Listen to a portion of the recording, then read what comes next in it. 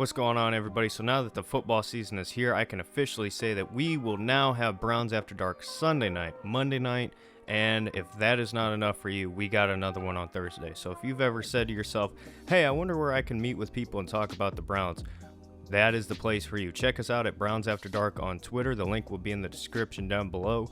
Times will also be posted on that Twitter page, so be sure to give us a follow, turn on your notifications, and come let us know what you think. We want to know your thoughts, so I'm looking forward to seeing you there.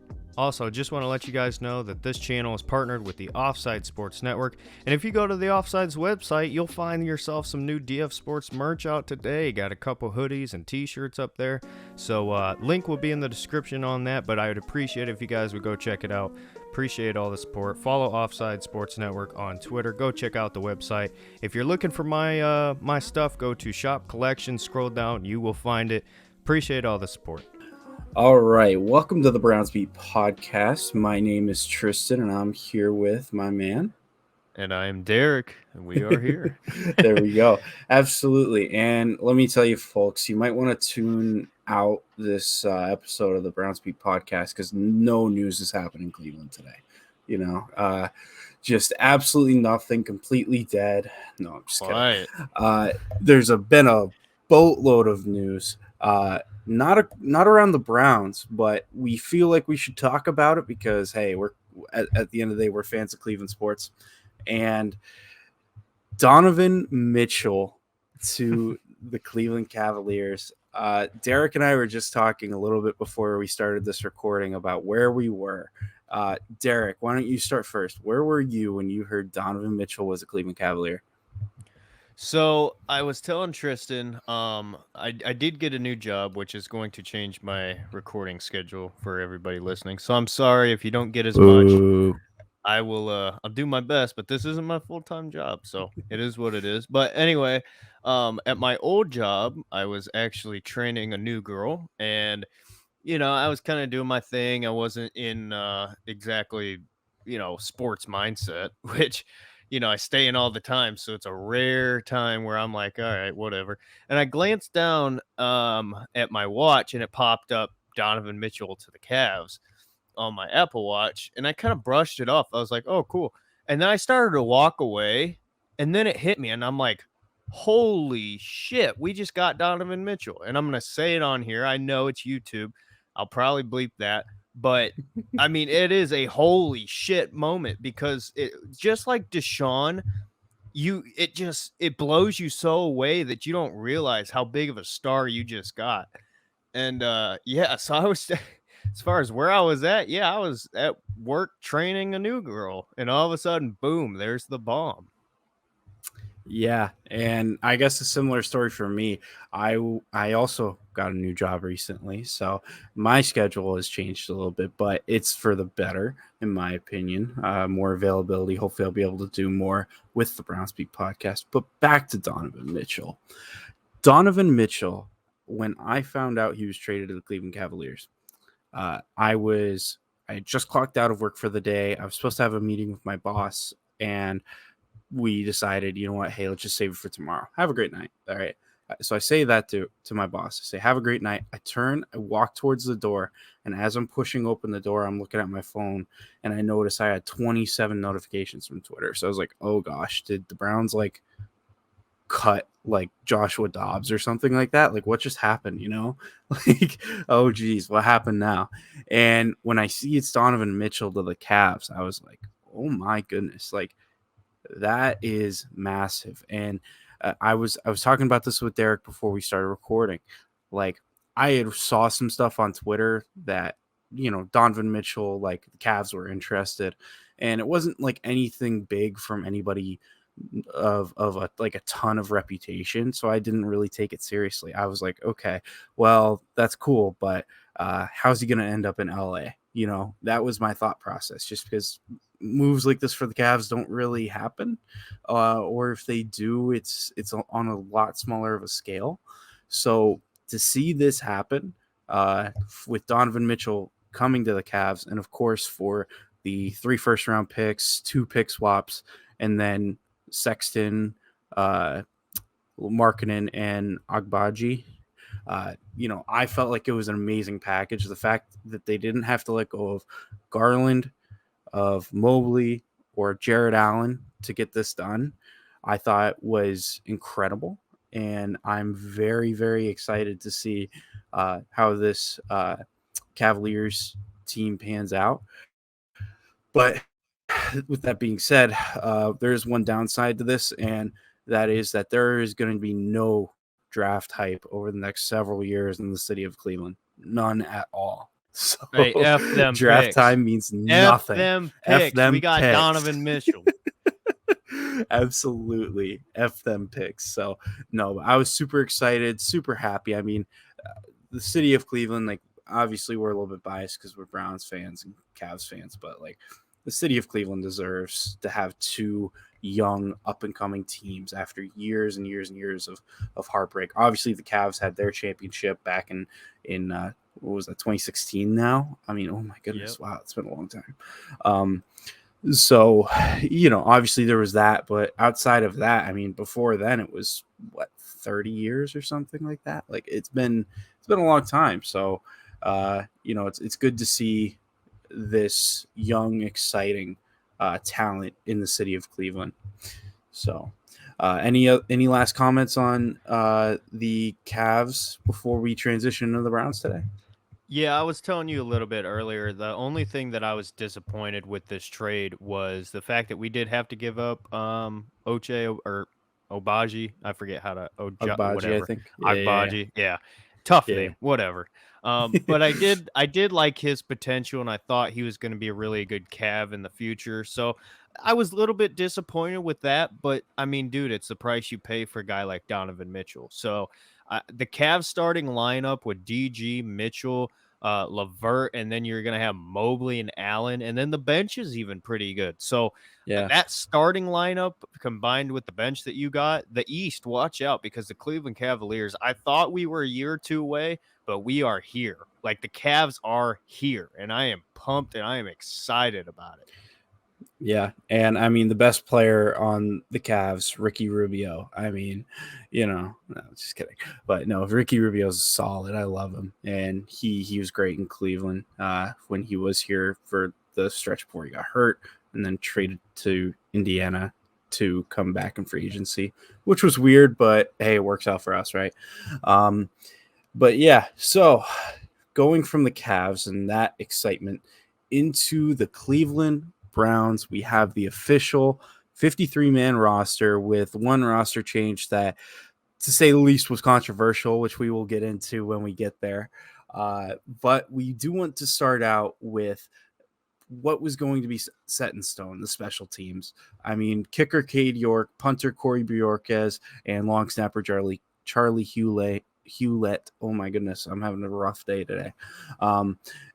That was pretty much set in stone from the beginning of camp. I mean, Cade York didn't even get competition, and I would have been shocked if Corey Bjorquez would have not been on here. And Charlie Hewlett, I mean, you can book him for as long as he wants to play here. He's going to be here. So, not really anything too shocking. Anything you want to add there, Derek? No, but our punter Bajorquez is an absolute stud. I knew he was good, but just watching him in the preseason, he's going to be great. Cade York has got a mile-long leg on him. I'm pumped.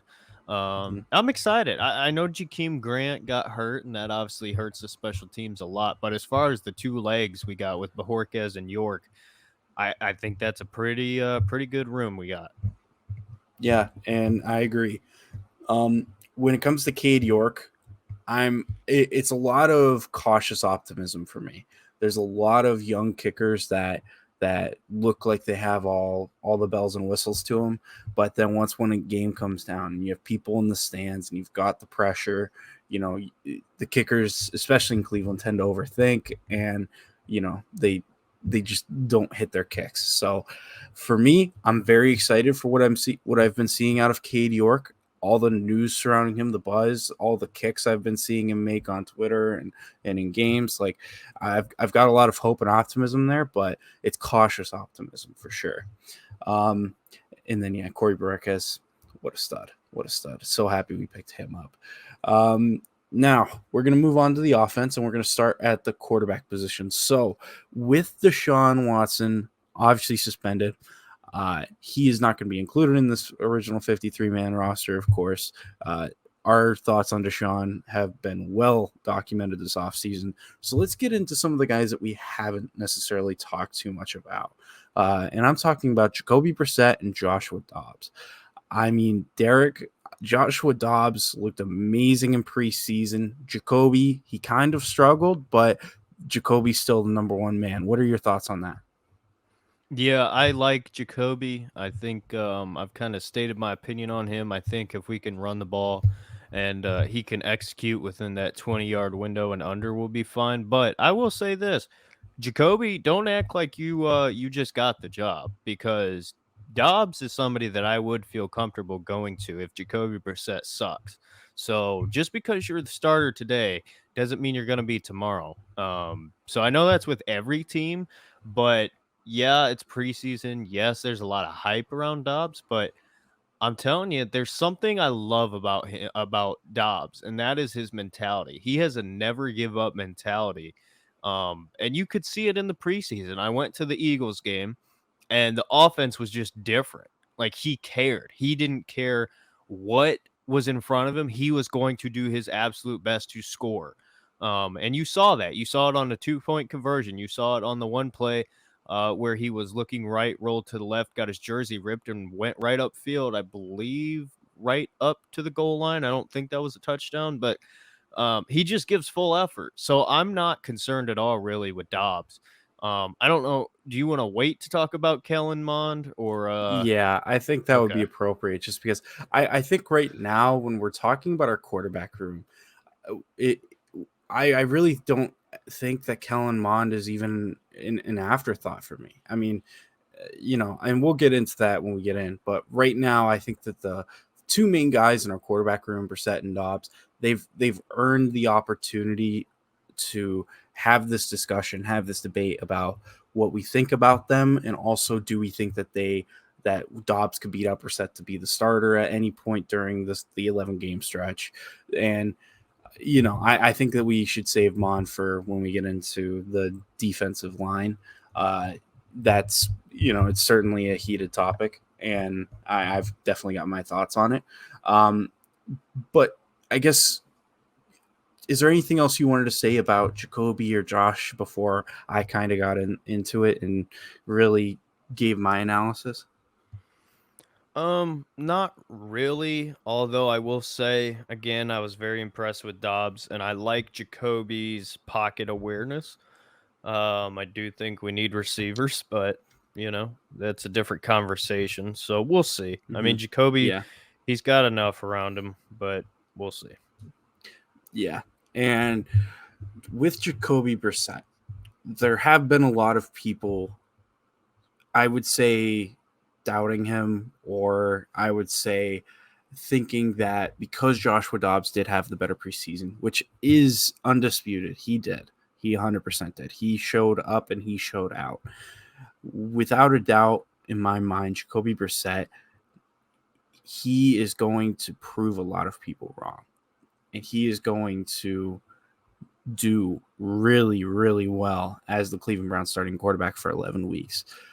I think that Jacoby Brissett is going to come into week one against the Panthers, and he's going to be very, very motivated to see that he wants to prove that he is better than Baker Mayfield. That's the thing that he has to be focused on, because Baker Mayfield has a starting job in this league. Jacoby Brissett has a starting job in this league for 11 games. So Jacoby needs to come out and he needs to prove, listen, I might not be a franchise guy, but I deserve to be a starter in this league come next season. That's why he only signed the 1-year deal.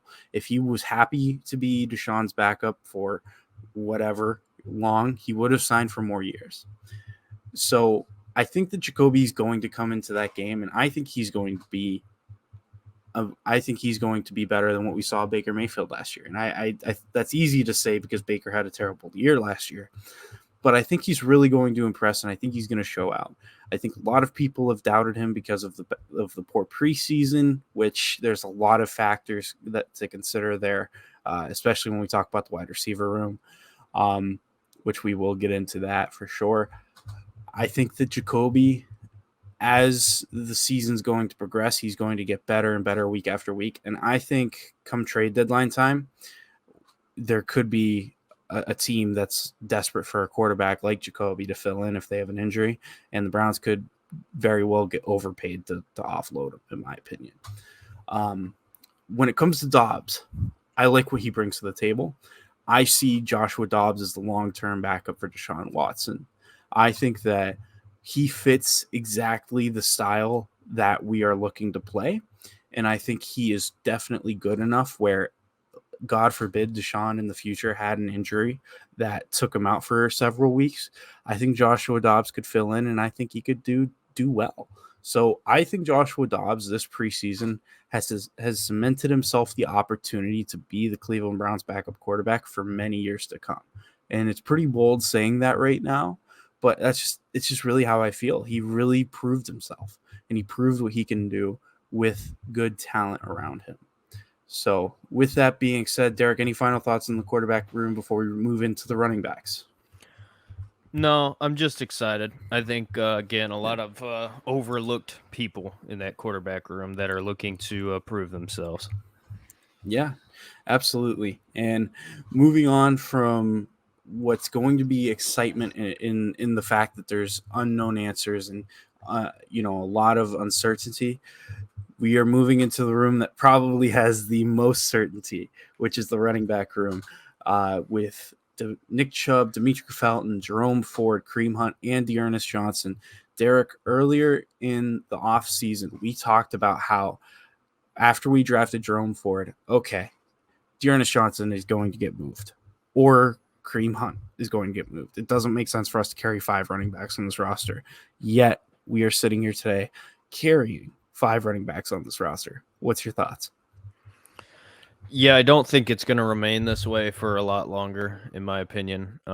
It's just a matter of who's on the way out. And I don't know at the moment who that's going to be, because I don't really have an update. I haven't heard anything on Kareem Hunt and what his stance is as far as contract goes, as far as if he even wants to be here still. I haven't heard. So I think he will play out this season in Cleveland, would be my guess. So are they going to hold on to Ernest Johnson and kind of wait around and see, or do they believe Jerome Ford is that dude? I believe Jerome Ford is that dude. I would much rather, if I had to keep one of them, I would keep Ford. Felton is going to be a wide receiver, kick returner, whatever. Yeah. Like, they can list him as a running back, but personally, I would list him in that receiver room. But I don't know. It's going to be an interesting conversation and storyline to watch play out for sure, But I don't know. I was a little bit surprised they listed Felton as a running back, but that was just me. Yeah, I think that ultimately with Felton, I think that he, like you said, he's going to be that utility guy. I think by the time that the mid-season, end of season comes around, he's going to be listed in that receiver room. I just think that, like, I look at him and I say, where are the snaps at running back? Really, there are no snaps for him at running back. Absolutely I do see a role for him to grow in that receiver room, though. There's a lot of uncertainty there, and we will get into that for sure. Yeah, I mean, we're talking about the deepest running back room in the National Football League, and it's not a question. Anybody who wants to argue that with you, that it's a dumb argument to have. You got Nick Chubb and Kareem Hunt, who are 2 of the top 10 running backs in this league. I truly believe that. There is a debate for Kareem Hunt, and I will entertain that, but not with Nick Chubb. He's number 1 or number 2 for me. Then you got Felton, who, again, like we talked about, his versatility. Jerome Ford, the rookie out of Cincinnati, he had some explosive plays this preseason, and he is somebody where I look at that and I say, my frustration with the Browns over the past, I don't even know how many years, has been the fact that they haven't been able to hit on their mid-round picks, their second, their third, and their fourth-round picks. And this one, looks like a hit. I mean, the Saints a couple years ago, they got Alvin Kamara in the second round. Cooper Kupp, I think, was like a third round pick. You see all these studs popping up that are late round picks. I think Jerome Ford has that potential. I really do. I think, especially with how much we rely on our running backs, seeing him as a guy next year that could fill in for Hunt and really explode and be that good, solid RB2, I can see that happening. I saw a lot of promise from him this season, and I hope if he gets opportunities in the regular season, he continues to show how good he can be, because I think he could be amazing. Kareem Hunt, I'll be honest, I would have thought that we would have dealt him for a receiver by now. I mean, the receiver core really could use an addition, and I thought for sure. I mean, I tweeted out a couple of different things as far as Kareem Hunt deals. I thought for sure Kareem Hunt would be going to Philly for Jalen Reagor. It just made too much sense for me, but he went elsewhere. And hey, I mean, we still have Hunt, and I'm happy about it. But I'm also, I just would have expected, with the contract dispute and also the need that we had at receiver, we could have figured something out. And then Ernest Johnson. Honestly, I love Ernest Johnson. I love his story. I love him as a football player. I love him as a person. But also at the same token, I think I can say all of those things, and I can say I doesn't make sense for him to be on the 53, in my opinion. It's just we have so much depth there, and he has fought tooth and nail for his spot on this roster. And I almost feel bad that he's not going to get his opportunity this year to go out and find a starting job elsewhere. I'm happy he's here, and I love having him here. But for his sake, I almost say, like, what's the point of him being here? He's not really going to see the field that much, unless of like last year, Chubb and Hunt, where they both were hurt. And even then, he's going to be splitting carries with Ford. So it's like, where's his opportunity? And, what's the purpose of burning that roster spot on him when it's clear we could get some value for him? So it's just, those are just my thoughts in that running back room. Any other thoughts for you, Derek? No, I agree with you, but I do think one of them will be on the move. I don't know when necessarily. I'd be surprised if the Browns keep all 5 of these guys. And again, obviously Felton's not really a running back in my eyes, but still, to keep 4 running backs with Chubb, Hunt, Johnson, and Ford, you have a need at receiver. You're not really going to be able to address that need as much as you would like to, as far as like free agency, or even the draft. So why wouldn't you package either Hunt in a pick or Ernest Johnson in a pick and go get a receiver? I mean, we'll talk about this a little bit later once we get into the receiver room, but I just think, unless they really want to hold on to their toys, I'd get rid of them. I'd get rid of one of them and move on. But the one I would not get rid of is obviously Nick Chubb.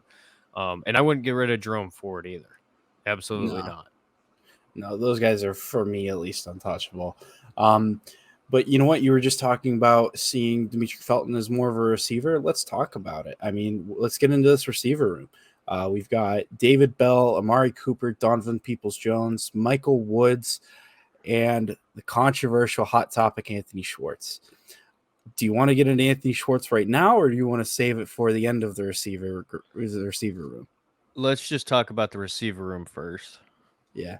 Okay. So let's start off by saying this, at least in my opinion, right? You have 2 rookies, David Bell and Michael Woods, who David Bell was a 3rd round pick, and Michael Woods was like 6th, 7th. Like, at this point, it's been so long since the draft, I forgot when they were drafted. I know, I'm a terrible fan, but it's like it's been a long time. Outside, so you have those 2 rookies, and then from there you've got Amari Cooper, Donovan Peoples-Jones, and Anthony Schwartz. Amari Cooper's proven himself. We know this. We know Amari Cooper, what he's going to bring to the table, and we can rely on him. Donovan Peoples-Jones has shown a lot of promise, hasn't shown the promise on the field during games. it's been he can look really good and look like he could be that guy, but he hasn't proven it. And then obviously Anthony Schwartz, which we're going to save that. I thought that overall the receiver room as a unit, did not have a great preseason. I thought that there were some individual moments of greatness or individual moments where you could point at and say, like, this guy did great on this play. Outside of Amari Cooper, I wasn't too impressed with what I saw this preseason. I think Donovan Peoples-Jones still has the same potential that he did last preseason. I think Michael Woods has looked great when he's been healthy and in there. And then, I think David Bell just needs time as well. So it's like, what do you think about all the receivers besides Anthony Schwartz? We'll get into that. It's a pitiful wide receiver room. It's not good at all. I would grade this wide receiver room at a C-. It is not good. It's not acceptable. It's a failure on this organization's part. Obviously, it could change. There are guys out there that they absolutely should go get. Denzel Mims being the one that I would have at the top of my list, just because I would bet on the upside. He's a young guy still on his rookie contract. You have that time, and I would do that because, again, what picks do you have to go get a solidified receiver? You can take a lot of these guys in the 3rd round, 4th round, whatever, but I'd go ahead and trade what I could now to go get a guy who at least you kind of know what he is, and he's still got some upside. The room as a whole, Amari Cooper, I think, is really good. I know there's a debate if he's a number 1 or a number 2. He's still number 1 to me. I think he is a number 1 receiver, especially in an offense where you're not going to throw the ball a ton. DPJ, I love. I love DPJ, but he could be a lot better if you brought in some guys around him. David Bell is really, really good. What I saw from the Eagles game was very crisp route running, very surprisingly fast because a lot of people think he's slow. In the right spot at the right time, looked great, smooth. He did have some first game jitters where he had some balls slip through his hands. But you got to go back to his college days. What was he? He was Mr. Reliable. I think that's what he'll be for the Browns. So he'll be good. I think he'll be good, but it is a rookie year. It's a lot to ask from him. And Michael Woods, I like a lot, but we have not seen him at all in games. So you can look as great as you want in practice, but we've not seen anything from him. And then obviously Schwartz we'll talk about. Felton, I like as a slot rotational receiver, but I mean, go out and get somebody. Go get a Cole Beasley. Go get a Denzel Mims. Go get a Darius Slayton. Go get somebody. Just do it. Just do it. You need help. Don't go into the season with trash. Like, you'd be surprised. Everybody's going to be like, oh, you mean Darius Slayton's going to change a lot? Yes, he will. Why? Because you bring in a guy who's somewhat competent, who's decent. That's going to help out DPJ. That's going to take pressure off of David Bell. I almost said DeAnthony Bell. But I don't know. I'm very disappointed with this organization over the last few years at wide receiver, personally. Yeah. And it's clear that if there's one glaring weakness of the entire Browns team, it's that receiver room. If you've got 2 really good corners, like the Browns actually do have, there's not going to be a lot of success there. I early in the preseason, before we even got into any games, when it was about training camp, mini camp, I talked to someone who is close with the Browns who was watching these practices live, and the question was, how does David Bell compare to Jarvis Landry? That was the question, because that was the big thing for me was, is he going to be a guy that, when we drafted saw as a guy that could fill in for Jarvis? And it was technically similar. Athletically, Jarvis is much more athletic. That was what I was hearing at the time. Now, Obviously, it was early in camp. Things can change. But that is for me something where I look at and I say, right, like I like him as a prospect. If he's a lot, if it's a noticeable difference between him and Jarvis, we had talked about not having enough athletically. And if that's an issue for David Bell, then that's an issue. And it's a big one. So, I'll hopefully it's not a concern come week one and he's out there and he shows and he proves himself that he's athletic enough to be here in this league and on this team. But it is a concern for me. I mean, especially when I hear things like that, where, hey, like he's not up there with Jarvis, and Jarvis wasn't that great of an athletic specimen to begin with. I mean, no offense to Jarvis. I mean, he was a hell of a football player. Just Yeah, compared but to the other athletes in that receiver room, he was people a will middle say guy. that a lot. And I think about a guy like an Adam Thielen who is massively overlooked. Oh, he doesn't have the physical traits. He doesn't have, all this stuff, but he's consistent. He's reliable. And look where he's at. That's kind of how I see a David Bell, where it's like, yeah, he might not be able to jump the highest. He might not be able to, you know, run the fastest 40, whatever. But again, the guy's routes are great. He's in the right spot. He's focused. He's committed. You know what I mean? He's putting in the work. I love it. I think in 2 to 3 years, David Bell is going to be looked at as a really good receiver in the NFL. Maybe not a great receiver, but you got to understand there are specific guys that just have to be those consistent, reliable players. And I think David Bell will be that for us. That's just me. Maybe he's not like the super athletic guy, but at the same time, our offense doesn't require like the DK Metcalfs, you know what I'm saying, or the crazy athletic guys. Yeah, and that's certainly what I hope. I hope that this concern is in my rearview mirror by week two. Like I really do. But it's just something where until I see it, it's one of those things where it's always going to be there, no matter what, especially when I'm thinking about him. Amari Cooper, you know what?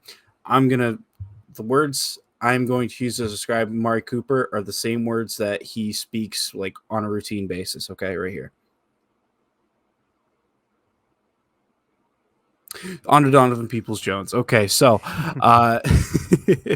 Donovan Peoples-Jones. Yeah, obviously you got a lot of promise there. And I'm excited to see what he can do. Michael Woods, same thing. But I think it is time to talk about Anthony Schwartz. This is one of the topics where, and me and Derek, we agree on a lot of things related to the Browns. This is where me and Derek very much branch away. I'm in the boat of Anthony Schwartz. When he was first drafted, we knew it was a project. He needs time to work on his craft. I think that he should get some looks this year. While I know he hasn't been reliable in the preseason and he hasn't looked good at all in the preseason, I still believe that there is something there. Derek, why don't you give your thoughts? Because I know it's polar opposites here. Yeah, it's kind of funny because it's crazy because a lot of times, I talk with a lot of people and you'll have your disagreements fairly regularly. And me and you, we've always agreed on everything. But Mm, Anthony Schwartz, I think we were just polar opposite. I hated the pick when we got him. I'm not going to lie. I was at my friend's house. I looked over and I said, why? Why? I do not like this at all. Like, I felt great about that draft. Greg Newsome, JOK. And I was like, oh, like, I know it's a lot to ask for, but oh, yeah, and I think it was a panic pick. Personally, I think they wanted a guy like a Rondale Moore, which in hindsight, probably too good to be true to get JOK, Greg Newsome, and Rondale Moore. yeah. But the reason why I feel like I do, and I feel that it's time to maybe not move on, but it's time to treat him as he should be treated. If he is going to be on this roster, he should not be playing. He should not be playing at all. I don't like him being a guy that we're going to rely on. And that is my biggest problem with Anthony Schwartz. I have nothing against the guy. I think he's a really good dude based on, his limited knowledge that I know, you know what I'm saying? Like his social media, how he talks and acts. Like I think he's a good dude. It's not that. But my problem is all the time we've seen clips in practice where, oh, he's doing good things and everything like that. But we have seen him now on the field last year, and obviously, yes, it's preseason. I understand that, right? Jamar Chase had a bad preseason last year. That's cool. Mm-hmm. But my problem is not really his play because I understand he's limited. I understand, he's a speed guy. He doesn't know how to run routes. He's not super experienced. I understand that. But my biggest problem with Anthony Schwartz is what's between his ears. I watched him very, very closely when I went in person. And yeah, it's preseason game. But he was lost. He didn't know where he was supposed to be. His routes were terrible. And then he was always afraid. And anybody who played football at all, no matter what level, you can understand there's a little bit of anxiety, unless you're a psychopath, as far as like, okay, when am I going to get hit, right? And wide receivers position, same with running back, tight end, you cannot care about that. You have got to focus on doing your job. And I think we've seen over the course of his career in Cleveland, he's more scared about the upcoming hit than he is as far as being focused on making the catch. JC, is F that frog, but he made a good point, and I will give him his credit. He said Anthony Schwartz's technique is horrible because if you watch him when he goes up to make a catch, his arms are out very wide, right? And as a receiver, you're never, ever taught to do that. So, again, it's not that I have anything against him. My problem is the fact that we are going to be relying on him. The Browns want him to be that third receiver. I don't want him being the fifth and sixth receiver. I think if you're going to keep him on this roster, you damn sure better go out and get guys in front of him that you can rely on. Because if in that situation, then you can start throwing him in. Then you can start trying the jet sweeps and stuff like that. Although I'm still not a fan of that because he's shown a lack of vision. He's shown a lack of, understanding how blocks are and reading where guys are going to be. But if there was guys in front of him that we could count on, I'd feel a lot better. But at this moment in time, absolutely not. I hate the fact that as an organization, because we picked him in the third round, they think that he has to remain on this team. I think if they count on him to be a pivotal piece of the offense this year, you are going to be massively disappointed. You think it's bad now, the fans are going to be livid. Because I've seen more out of Wims, who just got cut. I've seen more out of Jamarcus Bradley. I've seen more out of Harley. And it's not that those guys are better because obviously Schwartz's speed is an incredible trait, but the guy can't return kicks. He's not gotten better with routes. His hands have gotten, could you say worse? I don't know. Maybe that's too mean, but I've seen no improvement. And it's not like he doesn't want to improve because I do see him putting in work. I love the fact that he's making great catches in practice and he's apologizing to Jacoby Brissette on the sideline. That's great. I don't care. You can be the best practice player of all time. It doesn't mean jack shit if in a game you are afraid of the man across from you that you can't do your job and you're too focused on being hit versus catching the football. Like, I'm sorry. The NFL is a business. Like, if I was as bad as at my job as Anthony Schwartz has been for the Browns, I would have been fired. And I get it. We got to give him time. We got to give him a chance. That's fine. That's cool. But you don't have that luxury. You don't have that luxury of having people in front of him. And it's your fault. Andrew Berry, I want to make this clear. This is not Anthony Schwartz's fault. This is the Cleveland Browns front office's fault for doing such a piss poor job at handling the wide receiver room. If you had handled it right, giving Anthony Schwartz time would be fine. But you are trying to give him a workload that he just can't handle half of the workload that you're trying to give him. Not yet. So yeah, you're gonna throw this kid into the fire, and he's going to get lit up. You think the preseason's bad? Just wait.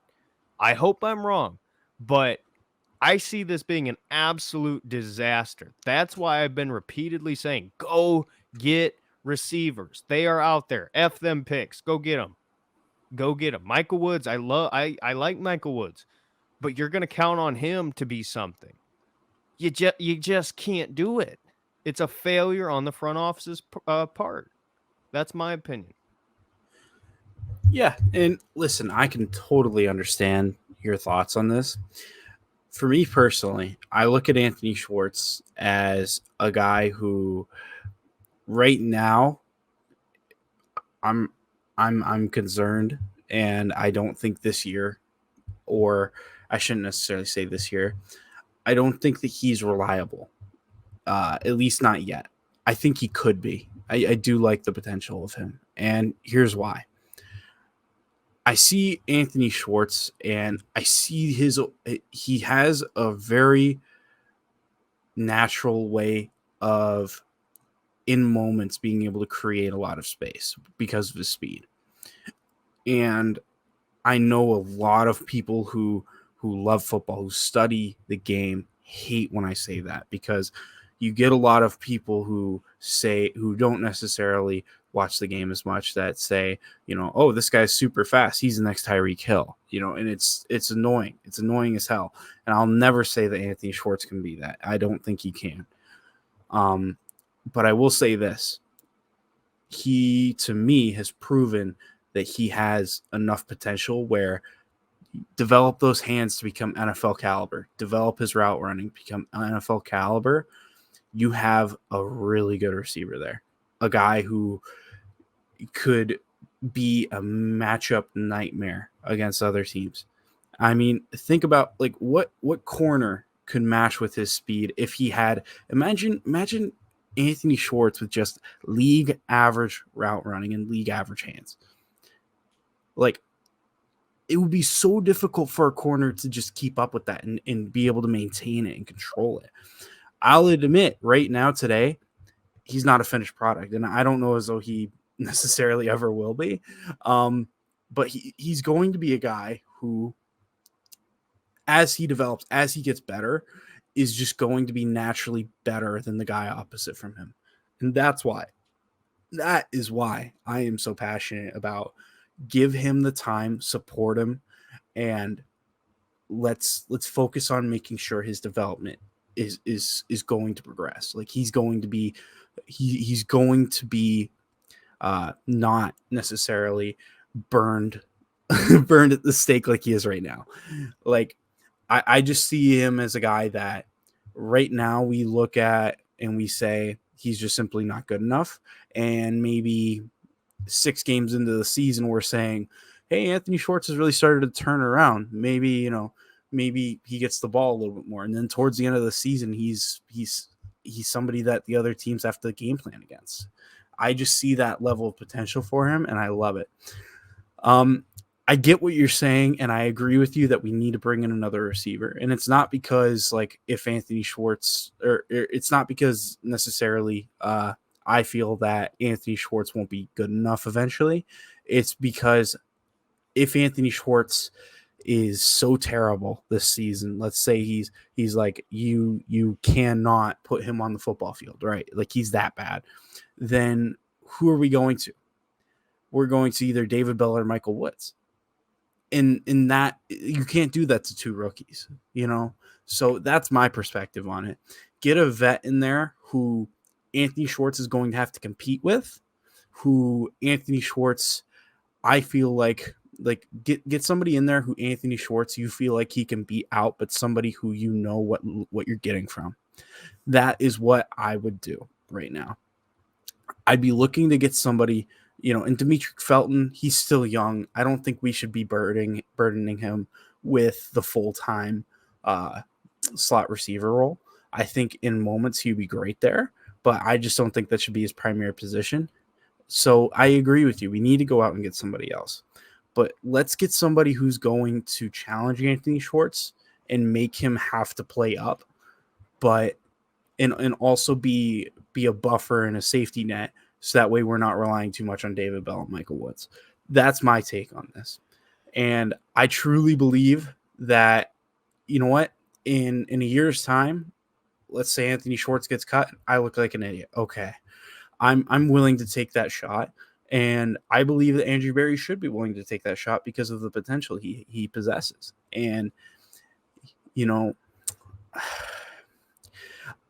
every time I've doubted Andrew Berry, every time I've questioned him, or every time I felt like I could do better, Andrew Berry has proven that's not the case. Just about every single time.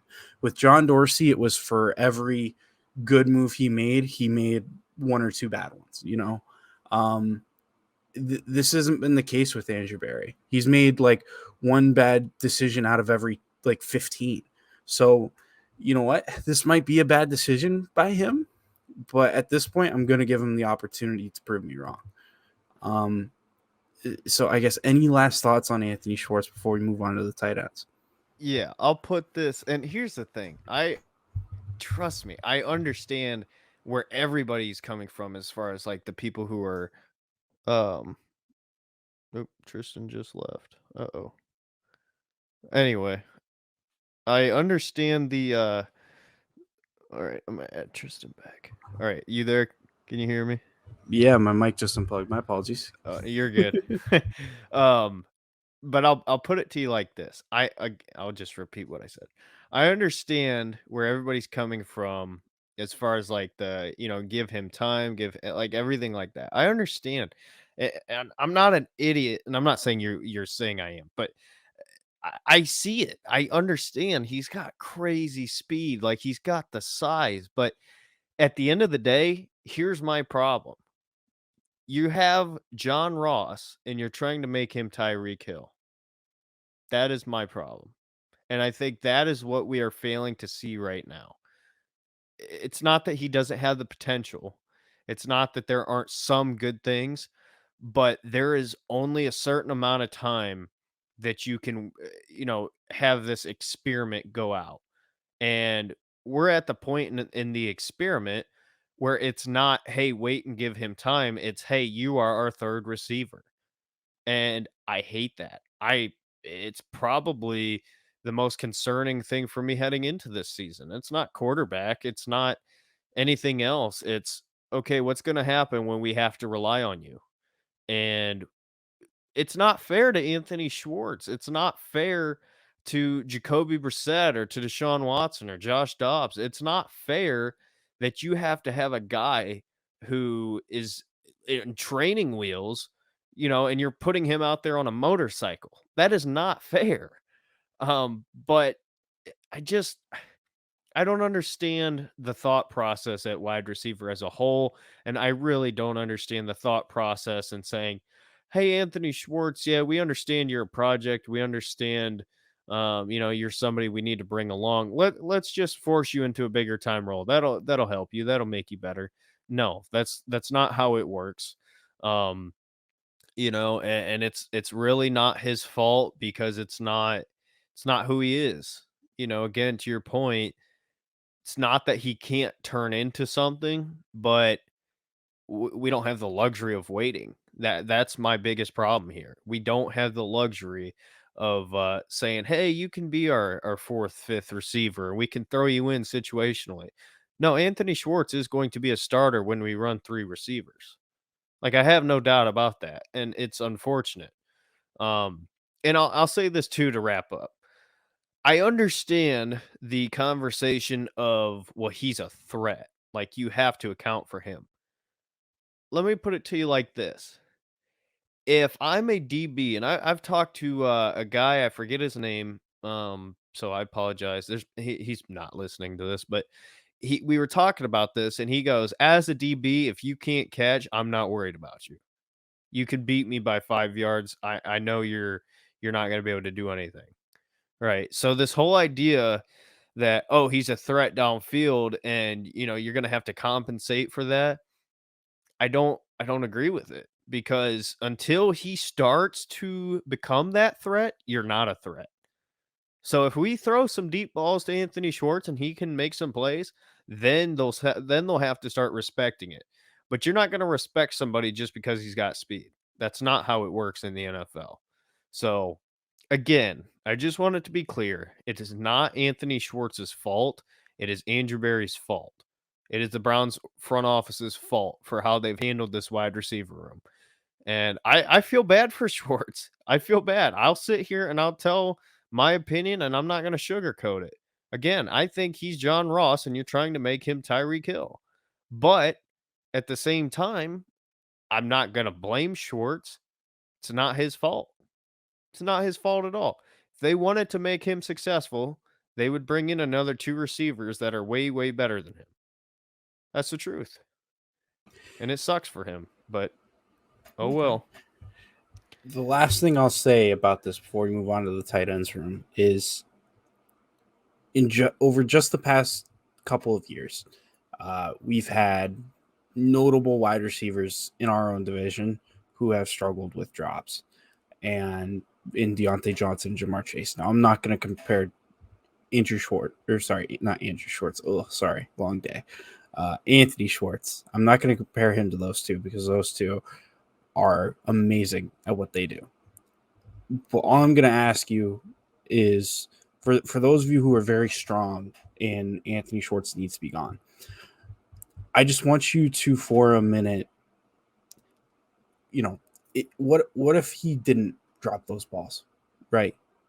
If he didn't drop every single one of those balls, if he would have caught, let's say, 3 of every 4, 75% of them, are we having this discussion about Anthony Schwartz right now? Or are we saying he's taken a step up from last year? He's on a good projection. Let's see where this goes. That's do you my think argument. do you think he's taken a step up from last year? If he would actually catch the football, I think we would see that he has, in my opinion. Well, yeah, I would think that agree with you there. if he actually caught the football this preseason, yes. And that's my point, is I think he has gotten better. And I think he's gotten noticeably better, in my opinion. Just hasn't been able to get it together with his hands. He needs to, his feet and his hands need to get in sync. And when they do, I really feel like he can explode. But yeah, that's gonna settle it for the wide receiver room. So let's move on to the tight ends really quickly. 2 guys that are very, very much proven, very much liked within the Browns fan base: Harrison Bryant and David Njoku. Not really a shock here for me that those 2 guys made the roster. Just a shock that nobody else did, with the amount of tight end sets that Kevin Stefanski loves to run. So I guess, Derek, what are your thoughts here? Yeah, I was shocked. I guess not shocked that Stanton got cut necessarily, but I am shocked in the fact that we have not gotten another tight end yet. You know what I mean? OJ Howard went to Houston, and I'm not saying it has to be him, but the fact that we are now, a day or 2 post the 53? Yeah, and I will say this before we continue. Jesse James, I believe he did have a tryout today, so I will say that as well. Yeah. And, to me, it's more about Kevin Stefanski than anything else. It's like, bro, you don't got to sit here and pretend. We know you love your tight ends. Like, that's what I'm kind of surprised about. I thought we would have another one, but we will wait, I guess. Yeah, exactly. And I think that's all we really need to say about the tight end review. We talked a lot about David Njoku with his contract extension, so I really don't feel like we need to add too much there. Harrison Bryant, we both love Harrison Bryant. I'm really excited to see how he does in that second tight end role. Moving on to the offensive line. I don't get why we carry 10 offensive linemen but 2 tight ends, but hey, you know what? I love Bill Callahan, so you know what? Whatever he wants from that offensive line group, whatever he wants out of it, if I'm Kevin Stefanski, I say, okay, and I work around it. So we got Joe Bitonio, Jack Conklin, Michael Dunn, Drew Forbes. Help me with this. Hijalte Froholt. Yep, Chris you Hubbard. got it. I don't know. Perfect. Chris Hubbard, James Hudson III, Ethan Pochich, Wyatt Teller, and Jedrick Wills. I mean, that was, for the most part, most of those guys we expected to be here. there's not much else to say. Obviously, some injury troubles and some concerns at center. All the starters we expected to be here. James Hudson, I'm really excited to see how he takes a step forward this year, seeing how he develops behind Jack Conklin. And who knows, maybe even later into the season, maybe he starts pushing Jack Conklin for that starting spot. And then I'm very happy, a very underrated person on this offensive line, Chris Hubbard. Swing tackle, he can play both tackles, he can play both guards. And when we had him, not last year, because last year he got hurt and missed the entire season pretty much early on, but the year before, the year that we had our big playoff run, there was a lot of games where it was either Wyatt Teller or Joel Bitonio or Jack Conklin, like they would be out for like a game or so, and he plugged in right there, and it was seamless transition. You barely even noticed that like one or the other was gone. So very excited that he's back. Very confident in the depth of the offensive line. The starters, I mean, I've got my doubts about Jedrick Wills. Ethan Pocic for sure. He's the bigger question mark. Obviously, with Teller and Bitonio, you don't really have questions. Jack Conklin, I'm not so worried about what we're going to get out of him on the field. It's whether he's going to be on the field that I'm concerned about. So, all in all, what are your thoughts, Derek? The offensive line, if fully healthy, I think will be very good. I'm confident in Pocic. I really am. But I'm very, very I'm sad about Blake Hance because he was a guy, not just because of his story. I want to make this clear. He was a pretty good football player for the Browns. And I thought that he was going to be a guy that the Browns could plug and play given injury. And, to see him, I think he signed with the 49ers. So good for him. I hope he's successful elsewhere.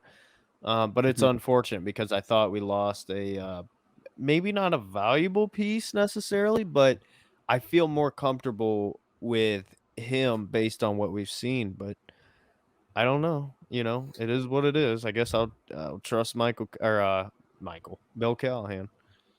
Yeah, and I agree with you there. I think ultimately the deciding thing was Chris Hubbard. I think having him healthy for at least for this 53-man roster, if Chris Hubbard wasn't healthy or he wasn't back, I think Blake Hance is back.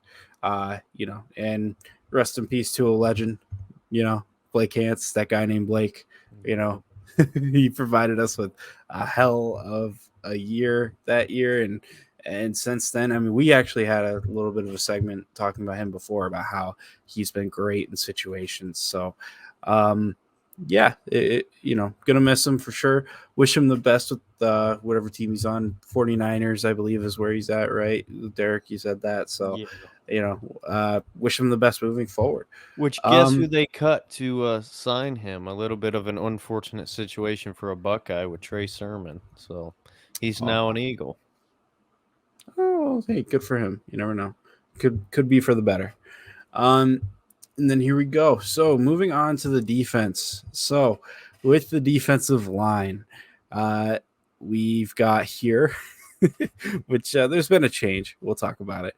Taven Bryan, Jadeveon Clowney, Jordan Elliott, Myles Garrett, Isaac Rochelle, Isaiah Thomas, Tommy Togiai, Chase Winovich, Perrion Winfrey, and Alex Wright. Derek, did you notice an outlier there? Do you want to get into it? I guess that's up to you, man. Do you want to get into it right now, or do you want to hold it for the last bit of the line group? Let's. I'm getting into it. I don't care. Let's do it. People are so ridiculous sometimes. I see on Twitter, everybody's like, "Oh, people are mad about cutting our 6th defensive end for a quarterback." Yeah, I am. You know why? Because that defensive end could also play interior defensive line. He's also been very consistent. He's been very good. You got a young group there. And guess what? That quarterback you signed, I can throw better than him. And I'm coming off of a separated shoulder. So don't talk to me about, our 6th defensive end. You brought in Kellen Mond. Kellen Mond and cut Isaac Rochelle? What are you doing? Kellen Mond sucks. He's horrible. And I'm not joking. I am dead serious when I tell you I could play better than Kellen Mond. He might be more athletic than me. He might be smarter than me. He might be faster than me. But I guarantee you get the two of us lined up and you want us to throw to receivers. I guarantee you I can do a better job. Kellen Mond is terrible. I hated him. I don't want to say I hated him. I didn't like him at all at Texas Tech. He had where'd he go? Texas A&M. He had a ridiculous amount of hype coming out of the draft. And I'm like, bro, this guy sucks. Minnesota fans were like, oh, Kellen Mond might be our future. The only future, he's worse than literally every quarterback the Browns have ever had. You want to talk about that long list of quarterbacks? He's worse than all of them. He's worse than Rosen by a mile.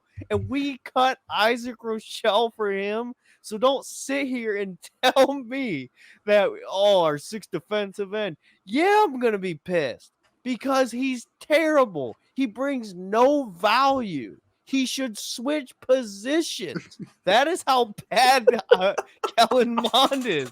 I cannot stand Kellen Mond. He is horrible. What are we thinking? I don't care that he was decent in college. Johnny Manziel was great in college. Where is he? What are we doing? This is so stupid. This is the cherry on top of the wide receiver room for me. Oh, that was great.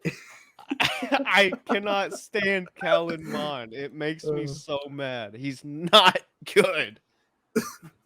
No, because watch Kellen Mond get playing time this year. Bro, if Kellen Mond steps foot on that field, I am driving straight to Berea, and I'm not even going to tell you what I'm going to do because people will cut this. I'm going to be livid. I'm going to be livid.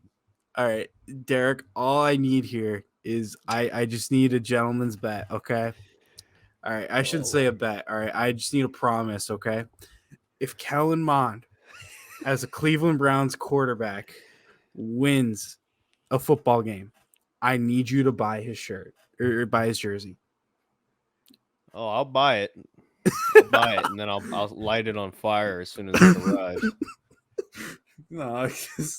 Because watch Kellen Mond become like the franchise quarterback. Oh my gosh! At the end of the year, Kellen Mond has never.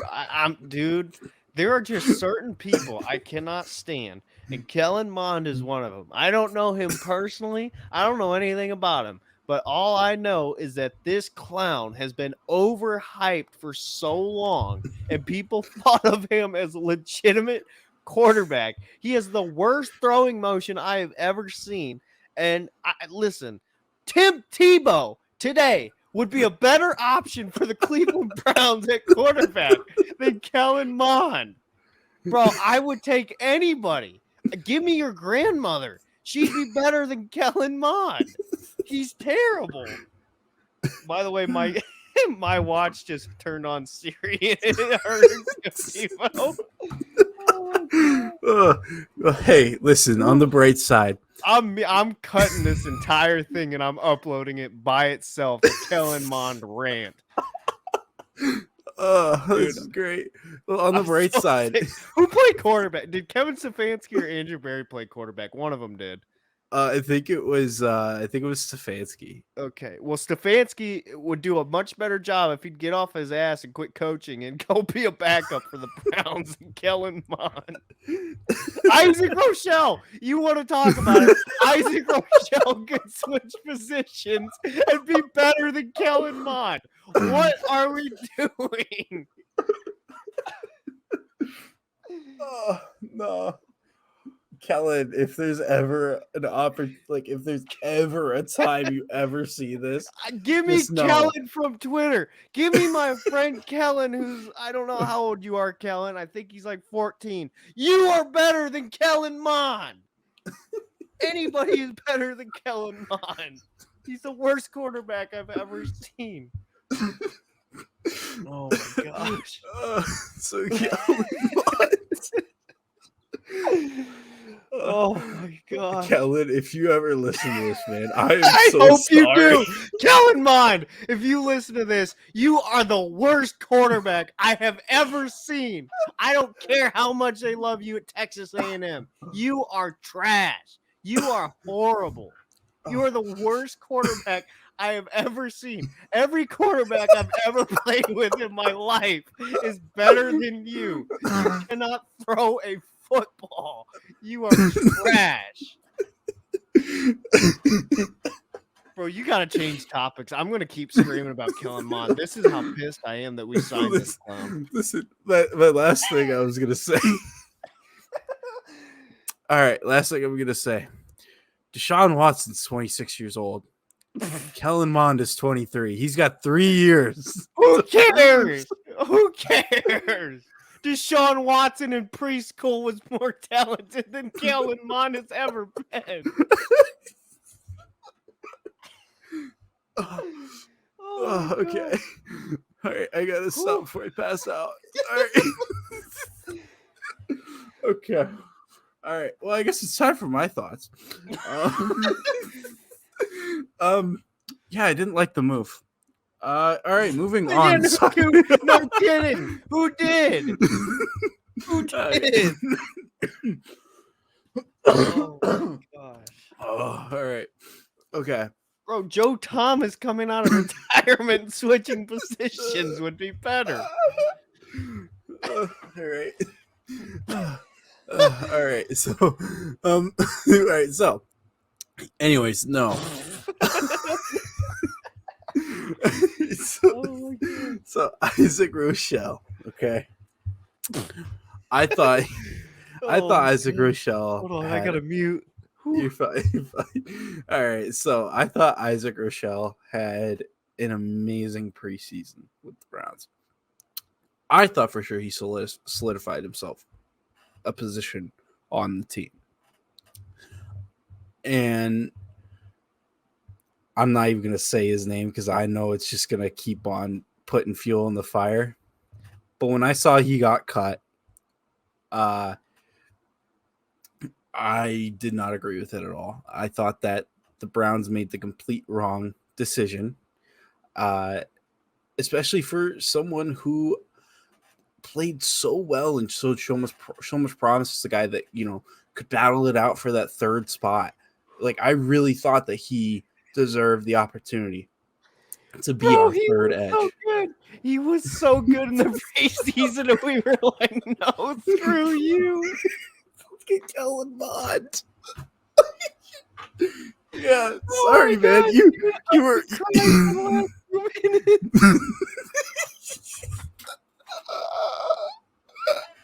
They saw Rochelle killing it in preseason. They're like, nah, I gotta take Kellen Mond. No, is Kellen Mond gonna play DN? Oh my God.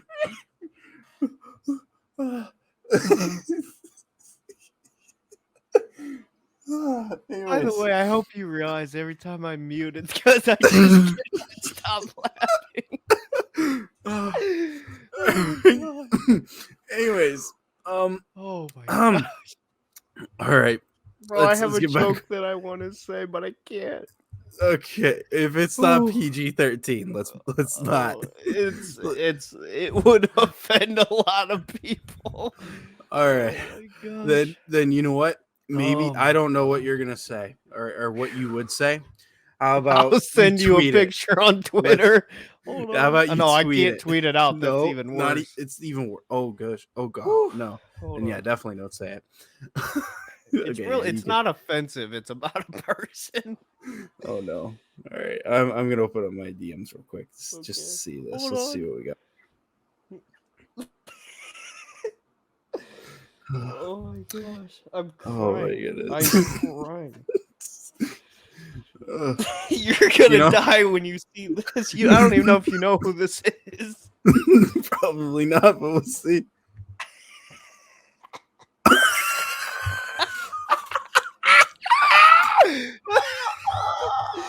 Oh my gosh.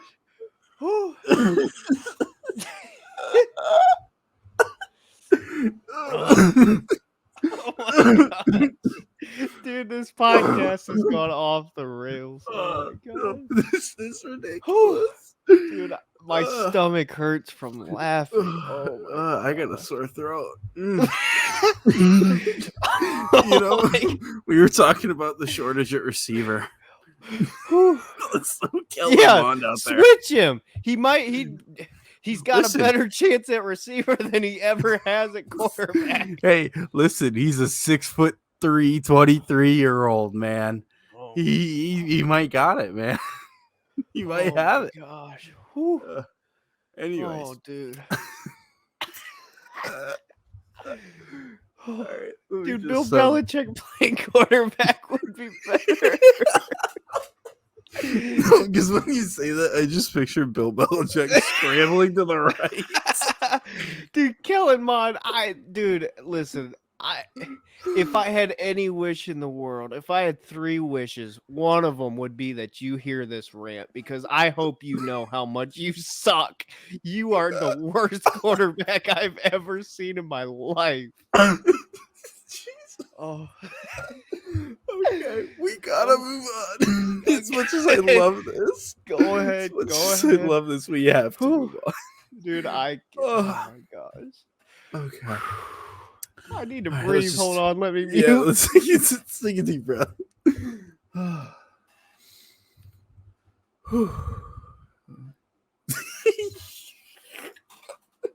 All right. Let's sorry.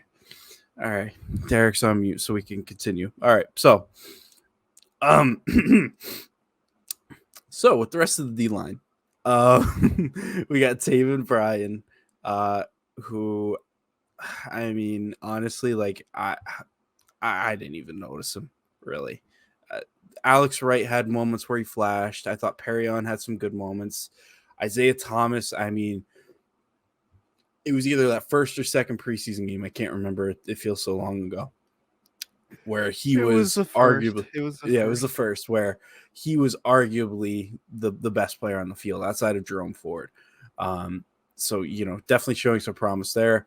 Obviously, Tommy Togiai, Buckeyes fans know him well. We know why he is here. He's going to be the guy that stuffs the run. And you know what? I'm excited to see. He'll definitely get some action this season. I'm excited to see what he does with it. Chase Winovich, I mean, we didn't really see much of him, but clearly if they felt that they could cut Isaac Rochelle, they thought he could play the role. You know? Oh, can we bring Chase in as a quarterback? I'm sorry, this is not gonna stop. I just can't. Every person you talk of, I just think of. I'm like, yep, they'd be a better quarterback. Like, what's Eddie Lacy doing? Get his fat ass back here. Dude, this is not good. Oh my god. So we Oh gotta my move on. We have Okay, 3 I more gotta position stay on groups. mute. I'm sorry. You just You're talk. fine. You're fine. That was all I was gonna say for the D line group. I guess it's time for your thoughts.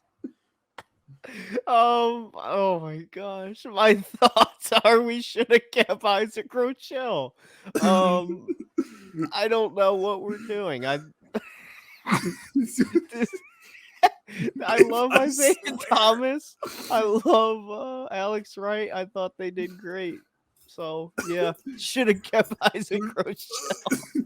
I swear, if we hear the words over the broadcast, Mon drops back to pass, and I don't have video and audio recording of you in that exact moment. Bro, I will turn on the camera and I will just start dying laughing.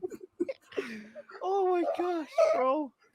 Oh, dude, if this man ever, listen to me, if he ever steps foot on the field for the Cleveland Browns, just go ahead and bet on the other team, because it doesn't matter who we got. It does not matter. That game is a lost cause. That is. Oh my god. Week 18 versus the 0-15, I don't know, Steelers, and versus the or the 0-16 Steelers facing against the 16 Browns. Browns. They put Kellen Mond in. Oh my gosh. Listen, for all of my Ohio State fans out there, right? You know how much pain we went through with JT Barrett for what, 4 years, too long. Bro, what I tell you, I would rather have I would be crying out to God in heaven, please give me JT Barrett back, because Kellen Mond is literally the worst. Oh my gosh, dude. Oh. Give me Freddie Kitchens at quarterback. I don't want Kellen Mond. Okay, I gotta mute. You gotta finish this. Okay. You gotta get it together. Greg Williams at quarterback. Yeah, Greedy. Give me Greedy at quarterback. Shoot. Oh my gosh, dude. Okay. Bro, Linebackers. I hope the scouts for Minnesota who picked this bum somehow find this video and just watch how much we clown on them. Like, bro, what did you see? What is there to like? Bro. Ooh. I know half of you listening to this are so fed up with this bit. Bro, this is not a bit. I don't care. Oh my gosh. I'm so glad cameras are off. Bro, if cameras were on, we would be. Oh my gosh. You would see puddles of tears from us. Oh my gosh, dude. I'm not even lying to you. I disliked a lot of players. I think Kellen Mond is at the top of that list. He's so bad. I'd certainly hope so for as much time as we spent. Bro, you know what my problem is? I don't even know anything about him personally. He could be a nice guy. I don't know. It's the fact that people acted like he was good that pisses me off.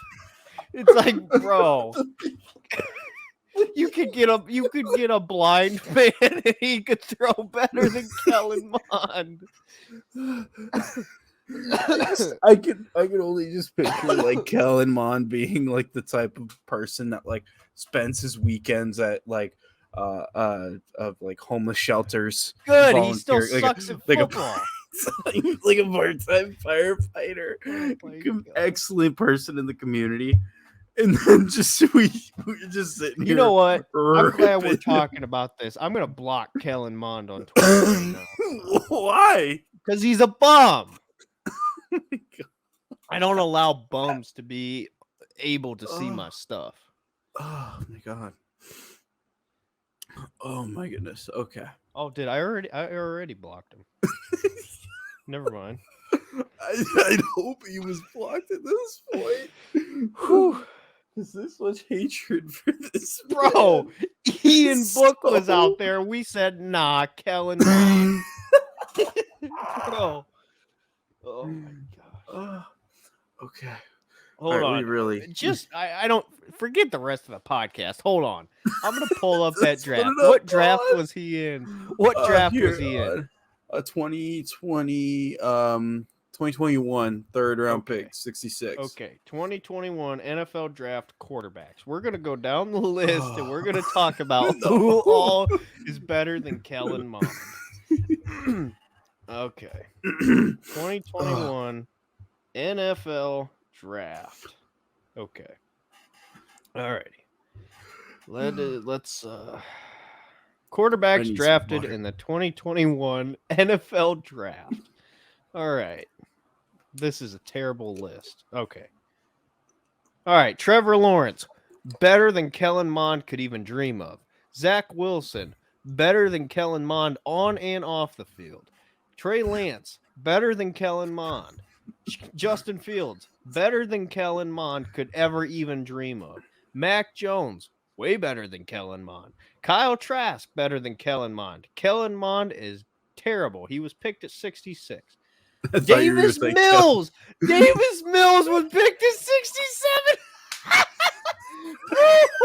Oh my gosh. Davis Mills was picked at 67.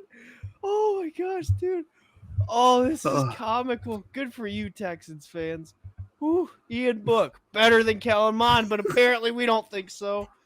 Sam Ellinger, better than Kellen Mond. And that was it. All of them. Every single one of them. You want to go through undrafted free agents too? Oh, no, I'm just kidding. We can't. I was just joking. Okay. Okay. He doesn't even look like a quarterback. Okay. Oh, my gosh. Oh, my God. Okay. Do you even want to try to move on? I think we should try because it would be funny. Try. All right. Linebackers. Tony Fields. Jordan Kunesks. I don't even know how to say it. JOK. Jacob Phillips. Sione Takitaki. And Anthony Walker Jr. My overall thoughts on that linebacking group. Any of them would be better than Kellen Mond. Exactly. No, I'm just kidding. No, but I'm uploading this rant as soon as I can. All right. Well, anyways, so thoughts on the linebacking group. Lots of potential in the young guys. Sione Takitaki is underappreciated. Anthony Walker Jr. He's a great veteran presence for us in that room. Expecting a big year out of JOK. Derek, what do you think? Well, I repeat what you said the first thing. The linebacking room, a lot of people are down on it, but I don't hate it. I think it's good. I think Taki, he's a lot better than people give him credit for. I will say that. Jacob Phillips is going to be great. JOK is going to be great. Walker, I think year 2 of this system, I think he'll be better. I think I'm losing my voice. Look, Kellen Mond's trending on Twitter. No, is he really? No, just joking. I'm gonna get him trending. You know what I'm gonna do from this day forward? I'm gonna tweet every day. It is Monday, Tuesday, Wednesday, Thursday, Friday, Saturday, Sunday, and Kellen Mond still sucks every single day of the week until he proves me wrong. Oh my goodness. Okay. Linebackers, we're all right. All right. Is that all?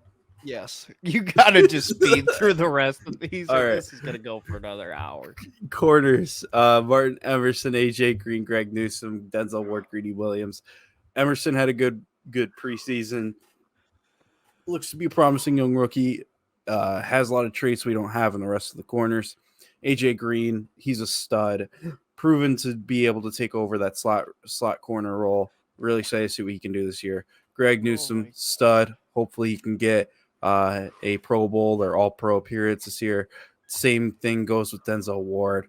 And then Greedy's greedy, man. He's gonna be a good third guy on the boundary. Stop playing greedy in zone. That's what I will say. Quit playing greedy in zone. He's a man corner. There you go. Heard it from the man himself. Keep moving on, because I got a joke that I have up my sleeve that's going to end this podcast, and I don't want to drop it yet. Safeties: D'Anthony Bell, Grant Delpit, Roddy Harrison Jr., John Johnson III, and Richie LeCount III. Richie LeCount, I'm really excited to see what he can do this year in a more rotational role. He showed he's a very promising draft prospect last year. Obviously had the I think it was like a motorcycle accident. Which hurt him quite a bit. So I'm always going to be rooting for him. D'Anthony Bell, I'm pretty sure he was undrafted, was he not? I'm 99% yes, he was sure. Undrafted. Yeah, found his way onto the team, and hey, listen, that's always a great story. I'll root for him. John Johnson III, obviously we know what he can do. Grant Delpit, hoping for a really big year out of him. And then Ronnie Harrison, we had already had like a whole podcast episode, not dedicated to just him, but there was a big chunk of it that talked about we him. got a whole episode dedicated to Kellen Mond now.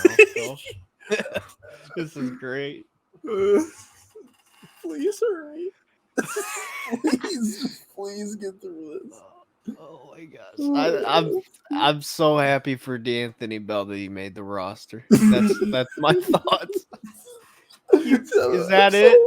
Is that our last group? I'm so happy that he didn't get cut for killing. Oh my gosh. Oh, is that all of our roster spots? Yes, that's Okay. all. All right. Time for this joke. As much as I hate Anthony Schwartz, I would much rather have him than Kellen Mond. Oh my gosh. I will say this to Schwartz's credit, he is a much, much, much better receiver than Kellen Mond is at playing quarterback. I'm so glad I held off the Kellen Mond discussion for the D-line. If we would have had this at the top. This would have been an hour long. It's already been it's an hour and a half. Oh my gosh.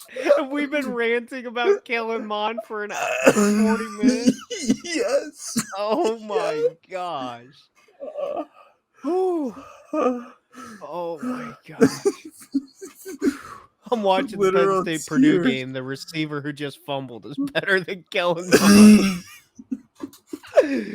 Oh my gosh. Okay, all right. I'm gonna end this podcast. Everybody, thanks for watching. Be sure to send this to Kellen Mond and let him know how much he sucks. See you in the next one.